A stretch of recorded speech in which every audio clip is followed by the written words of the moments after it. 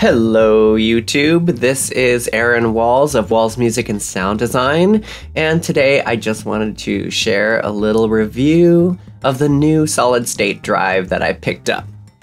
This guy right here, it is a SanDisk 4TB Extreme solid state drive with USB-C and a little adapter for USB 3.1.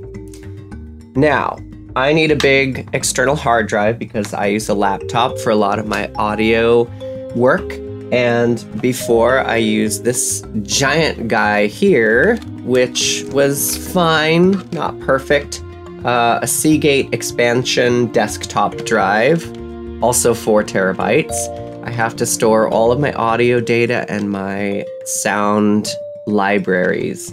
So, the big problem with this guy, besides, of course, having to power it, is that it had this little adapter that was like a hard drive proprietary adapter. And it's very thin and it's like kind of jiggly and it often kind of got pulled out, even if I moved it slightly. And this would cause, of course, my DAW freezing or write errors or all kinds of problems over the years. And it was something I had to tape down. Very annoying. It's kind of heavy and bulky and not good to travel with. So I thought it was about time to upgrade to this guy. You can see it's very tiny. I can squeeze my hand all the way around it. And the other reason that I like it is it's a lot faster. So I used Crystal Disk Mark. If you've never used that app, it's fun. You can test the speed of read and write for your hard drives.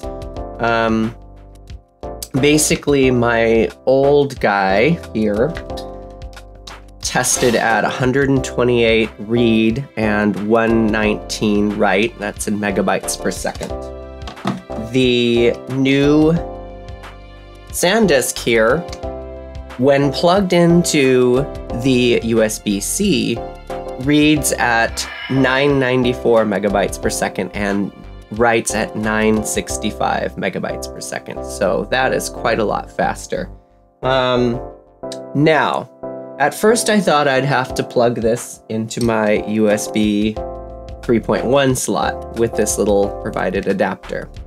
The reason I thought that is that I use an audio interface that I've reviewed previously, the PreSonus Studio 1810C, and that uses USB-C. So I plugged this into the 3.1 and got significantly less performance, 459 megs per second read and 456 write.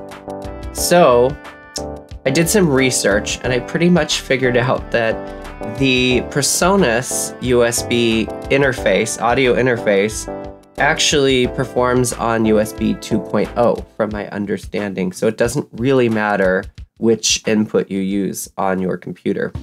So I switched that over to the 3.1 and I'm using the C now for my external. So that is where we're at so far. I transferred everything from the big guy to the little guy. See, that little cord fell off. It does not stay. Good riddance. So I transferred everything over, and interestingly, I had kind of a different result in how much space it used. 933 gigs free for my large one, and 1.12 terabytes free on this guy. Now, before you jump to conclusions, I did format them the same way, NTFS. So I'm not completely sure why that is, but I did double check and all of the files are on both. So one thing I will mention with these is that they come formatted in exFAT. So that would be probably okay for you if you use multiple operating systems, especially Mac. Mac does not support read and write in NTFS, so you could probably leave it that way. However, I'm using Windows and I would recommend, if you use this guy, to immediately format it to NTFS.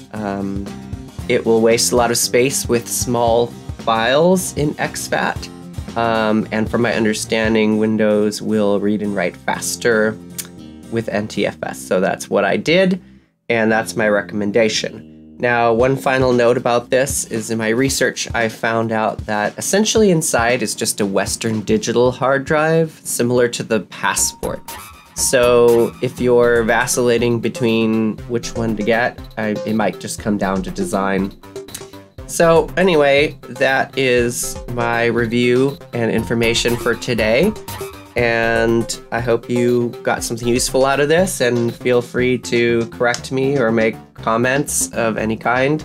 And please subscribe to my channel and like and share and all of that, and have a wonderful day. Thank you so much. Bye-bye.